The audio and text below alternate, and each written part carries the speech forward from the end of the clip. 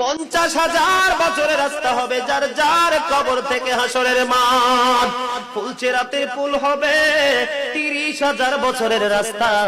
আমার উম্মত গুলো কিভাবে রে পায়ে হেঁটে তারা অতিক্রম করবে? বন্ধু নবী এমনি এমনি কাঁদেনি রে, নবী জানিয়ে দিয়েছে কাল কিয়ামতের ময়দানে উম্মত গুলো খালি পায়ে থাকবে, মাটি তো তামা থাকবে। ও বন্ধু, তাদের শরীরে কোনো পোশাক থাকবে না, উলঙ্গ অবস্থায় থাকবে। এমন মা আয়েশা প্রশ্ন করলো, গো প্রাণের নবী, জানতে মনে চায় নবী গো, এই যে আপনার উম্মত গুলো উলঙ্গ অবস্থায় খালি পায়ে সবাই থাকবে গো নবী, তারা কি নারী পুরুষ একসাথে? কয় হ্যাঁ, নারী পুরুষ একসাথে। তারা কি কেউ কারো দিকে নজর দিবে না? এবার আমার নবী বলেছে, আয়েশা রে, কেমন করে নজর দেবে রে আয়েশা?